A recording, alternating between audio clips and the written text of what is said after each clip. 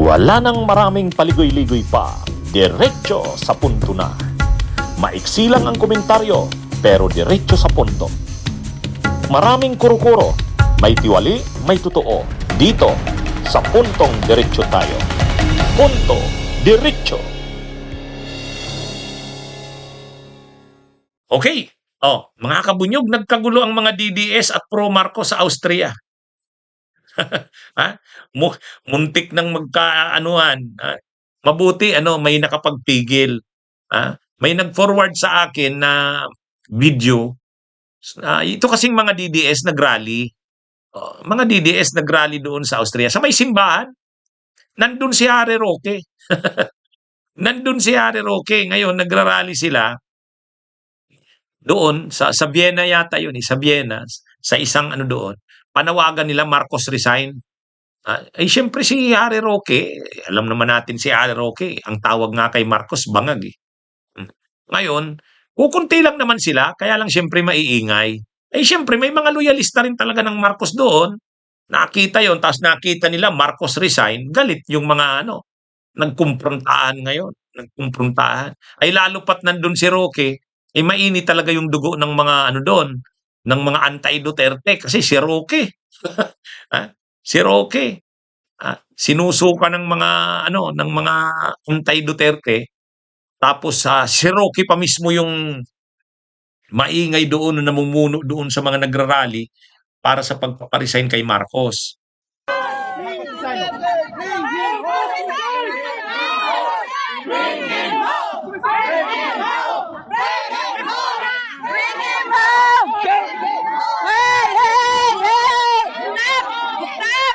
Hindi kayo na ni Spock! Stop! Stop! Stop! Hindi kayo na ni Spock! Hindi, wag kayo. Mahinahon. Mahinahon.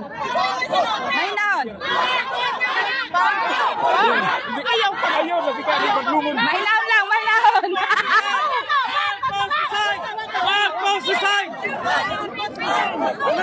Ate, tama na, ate. Ate, tama na. Tama na. Anong pinaglalaban ninyo? Anong problema? Mali ka ng pwesto.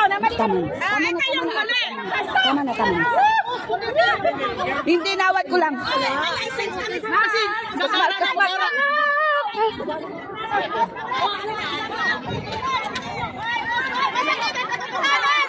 Bakit yung natubig si Spock? Kayo kasi totoo. Spock kasi ang pogi mo eh. Magsayawan na lang kayo. Atilina. Inutusan kasi siya sa video, inutusan. Go. Atilina. Diyan lang kayo. Huwag kayong didikit. Diyan lang kayo. Flats ninyo yan. Juby, huwag di yan. Flats natin to. Ayun yung babae. Bakit ba nagalit? Bakit susugurin si Spock?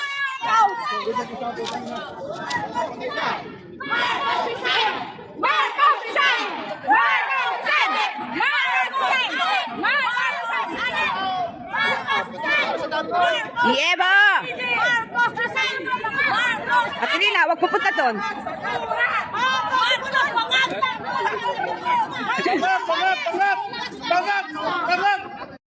Ano yata yan?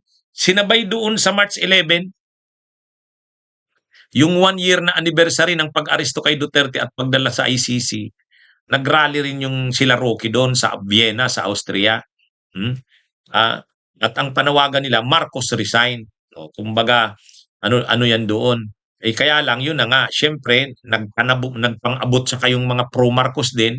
May mga pro-Marcos din na, sila, syempre, galit sila na nananawagan doon ng Marcos resign. At si Roque pa ang nakita nila. Talagang mainit.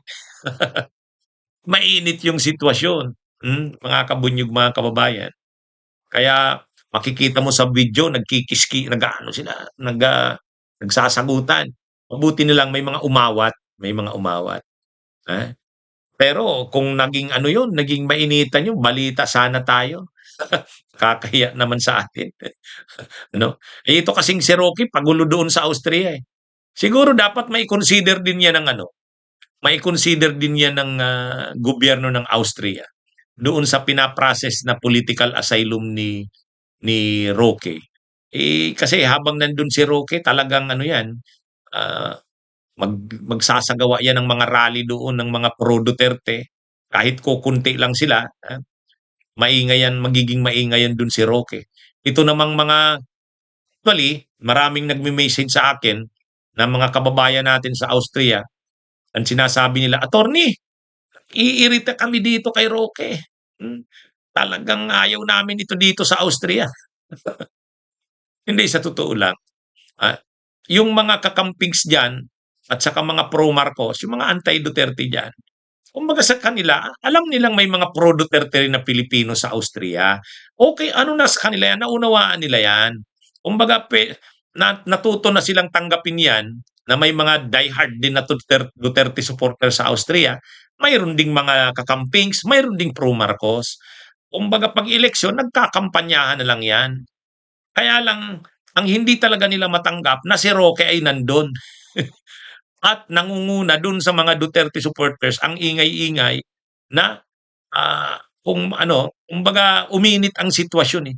Dati nang mayroong mainit ang sitwasyon sa pagitan ng mga pro Duterte at anti-Duterte, pero hindi naman umaabot sa mga anuhan, kumprontasyonan, sagutan, hindi naman umaabot sa gano'n.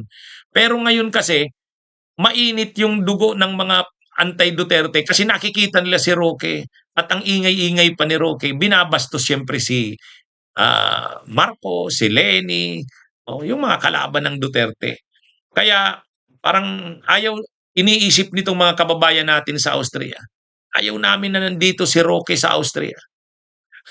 Okay na nga sa kanila na may mga DDS na mga kababayan natin kasi may mga Duterte supporters talaga din sa Austria. Okay na yan sa kanila. Pero yung si Roque ang nakikita nila, nasusuka sila diyan. Kaya itong mga kababayan natin nagme-message sa akin, nagpo-forward ng mga videos, "Attorney, ano ba 'to? Si Roque, oh, tingnan mo." Eh, si Harry Roque naman, wala naman siyang pakialam diyan. Wala siyang pakialam kahit na, ah, kumbaga masakta na yung mga pro Marcos at pro Leni, basta siya, ano man ang ano, bali-baliktarin man siya, pro Duterte siya. Gagawin niya ang lahat kahit may magalit sa kanya na mga hindi siya marunong din magrespeto, mas gusto niya nga makipagkumprontahan pa. Hmm. Kaya ito si Roque nagpapainit ng sitwasyon diyan sa Austria. Kaya yung mga kababayan natin, yung mga pro Leni diyan, yung mga, pro Marcos, yung mga anti-Duterte, ano sila, tanggap na nila 'yan na gano'n talaga sa Austria, iba-iba sila. Pero ang hindi nila matanggap na si Roque ay nandun at mas maingay pa, mas garapal pa sa pagka-pro Duterte kaysa dun sa mga dati. At ito namang mga dating mga pro Duterte dun sa Austria, nakakuha sila ng leader, nakakuha sila ng ano, personahe na pro Duterte sa pamamagitan ni Roque. Ah, baka sa susunod nito magkaroon na ito ng mainitang mga konfrontasyon, eh.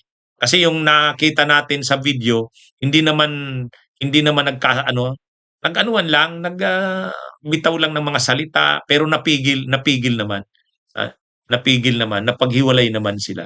Pero hindi yan malayo, nasusunod, iinit yan. Lalo pa itong si Roque, talagang susot yan. Talagang manggagatong yan si Roque. Na ano, kapag may mga pro Marcos diyan, si Roque mismo ang magli-lead sa kanila, sa mga pro Duterte diyan. Kaya umiinit ang sitwasyon sa Austria ng Filipino community, pro Duterte, anti-Duterte. Bunyog, bunyog, halikan na kasama ka. Bunyog, kapag buklod ay may pag-asa. Luzon, Visayas, Mindanao, isa ang pananaw.